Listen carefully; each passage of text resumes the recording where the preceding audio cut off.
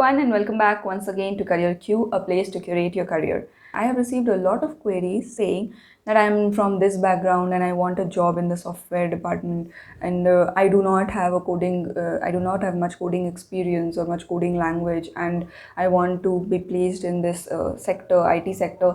So, how to get a job and how should I proceed? What are the things that I should know? And likewise. So in today's video, I will be sharing you one most important factor that you should be aware about whenever you go to any interview. Whenever you are aiming to go for an interview and tomorrow is an interview and you are preparing for it. So what is that one thing that you should consider and you should always keep in mind? So this skill is hands down the best skill and the most sought after skill that even the recruiters are looking for within a candidate. And if they see that this candidate has this skill, then it really doesn't matter what background you belong to or what skill sets you have. Before we start this video, I would like to request all our viewers to subscribe to the channel if you have not done that yet already, because your one subscription motivates me to create such videos for you. With that being said, let's get started. So in today's video, I'm going to share a story with you. This story is about a girl. She was my best friend in college, and my college life will remain incomplete if I do not include her. She is one of the girls from my department, that is electrical. So I'm going to share my best friend's story. I felt that this is the easiest way to give you the glimpse and give you the idea of what I want to tell you in this video and on the point that I want to stress upon the most. Why I'm telling you this story is because she is one of those who did not have a software background ever, and she got placed in one of the big fours during our campus placements. So that is something really commendable and something that really needs to be let out to the world, that what made her grab this opportunity of being hired by the big four in the first attempt, that is in the campus placements, and what was the one thing that she had which made a difference.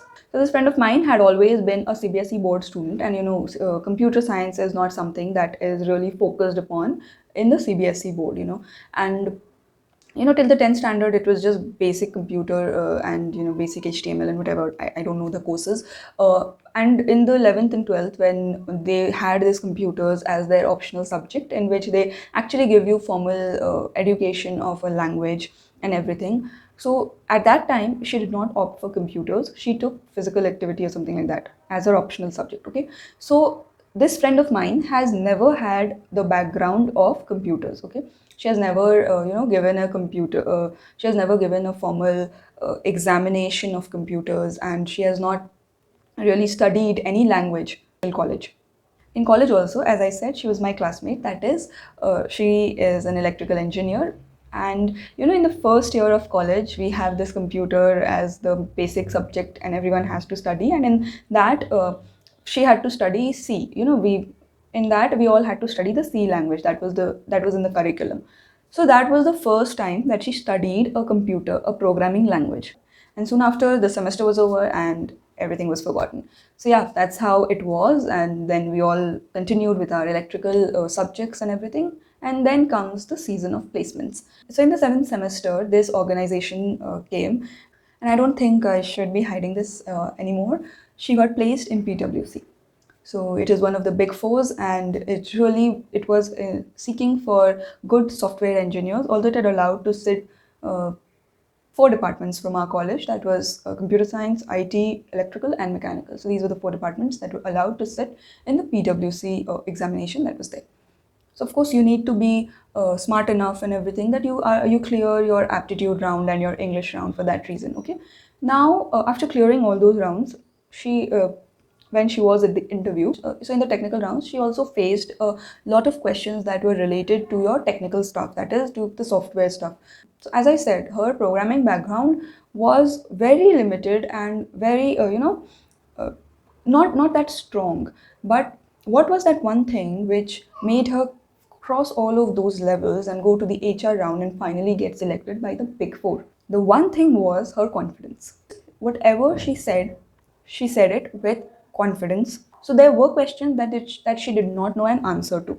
However, the one thing that she never lost was the smile on her face and the confidence in her attitude. Okay, so that is one thing which an interviewer seeks when he is interviewing a candidate. It really doesn't matter which background you are coming from, what experience you are having, and so on and so forth. What really matters is, do you have this learning attitude, or can you carry yourself with confidence? And do you have this confidence on yourself that if we take you, you will be able to sustain there in that lifestyle?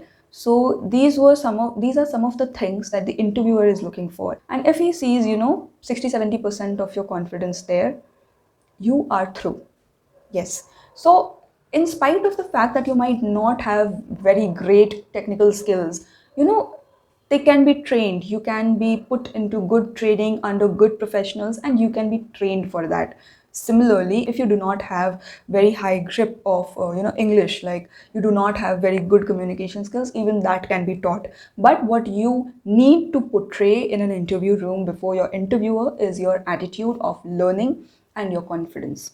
Okay, so hold yourself with confidence. Say for example, like the interviewer asked her, okay, so this is the exact question that she faced in her interview, that you do not know a lot of these answers, and this is what you will be majorly doing, so why should we hire you? To that she answered, sir, I do not have so much of knowledge in this field, and that I am out of practice right now, which is why I have not been able to answer some of the questions that you have asked me.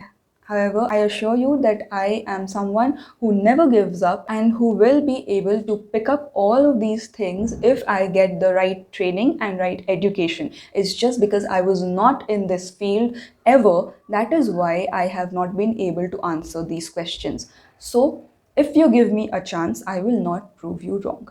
This is how she answered, and that was answered with full confidence, full integrity, belief in herself, and a smile on her face, never disappearing. And that was it. The interviewer was convinced, and she was sent further to the HR round. The HRs don't ask these technical questions, just a few questions about, tell me about yourself kind of things, and she was through.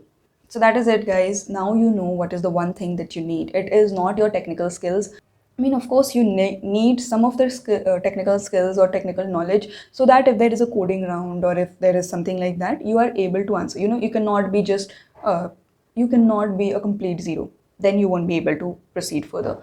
But you do not need to be an expert. Just a few basics can pass you through this thing, and with the confidence and with the right attitude that you present in front of your interviewer, you can definitely grab on any opportunity that you wish to. So that's it. That was all that I had in mind to share with you all in today's video. More about my friend. She's not in India anymore. She has gone abroad to pursue higher degrees. And that's it. If you liked today's video and felt that what I had said adds some value to you, put a thumbs up so that we get the motivation. And don't forget to subscribe to the channel. I'll meet you all again tomorrow with a new video, with something new that I will have in my mind that I would want to share across with you. Until then, stay tuned to CareerQ. Take care. Bye bye.